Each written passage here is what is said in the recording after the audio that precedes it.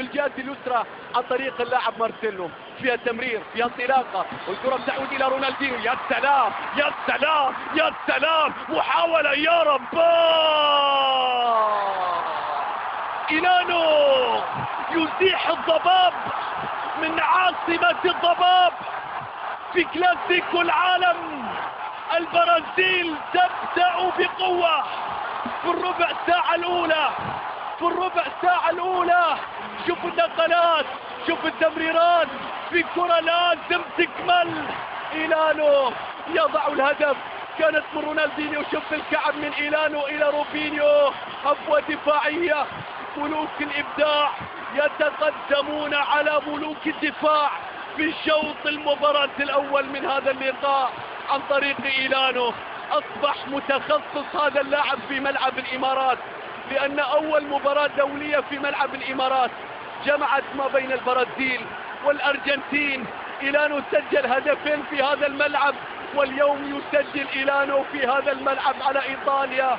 شو قصة الكرة بتعود، رونالدينيو في مكان البرازيل، ولكن الكرة أيضا بتتخلص.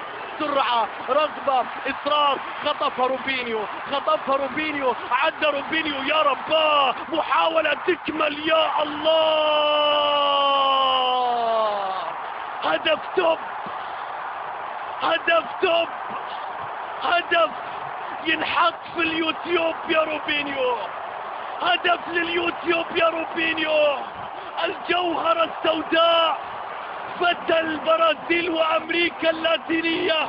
على من؟ على ملوك الدفاع. على من؟ على الطليان. ماذا تعمل يا روبينيو؟ يا الله على النهاية، على النهاية. هدف توب، حطوه في اليوتيوب واكتب عليه أجمل لوحة، أجمل رواية، أجمل قصة يرويها روبينيو.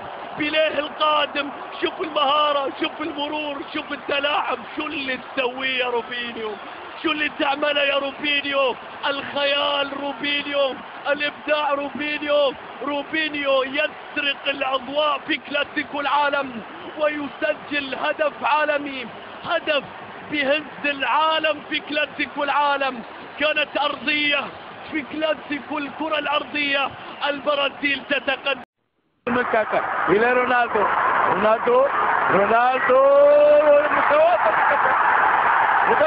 الحكم أوسكار رويز كوستا الآن التنفيذ. رونالدو ولا تقلعوا. رونالدو رونالدو رونالدو رونالدو رونالدو التنفيذ الآن. رونالدو ولا تقلع. قدم البرازيلية كده وهدف، والهدف الاول لفائده المنتخب الازهري المجموعه، ويسجل الانتصار رقم 24.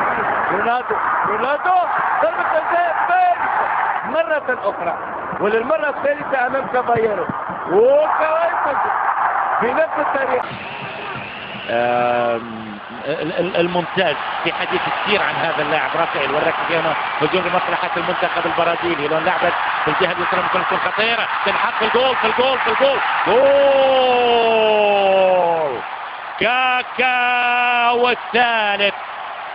كاكا يسجل الهدف الثالث. يعني كاكا بعد نزوله ما سوى شيء وايد، صنع الثاني وسجل الثالث، وهذا هو اللي يطلبه. صنع لإيلانو الهدف الثاني. لاحظوا التقدم، الانطلاقة القوية والتقدم مباشرة من كاكا، يمر من المدافع، خرج حارس المرمى، الكرة في مرمى الأرجنتين، والبرازيل تسجل الهدف الثالث بواسطة هذا الرائع اللي هو كاكا. لاحظوا الانطلاقة القوية اللي تأتي، الانفراد اللي يصنع كاكا، وكاكا يسجل الهدف الثالث للبرازيل.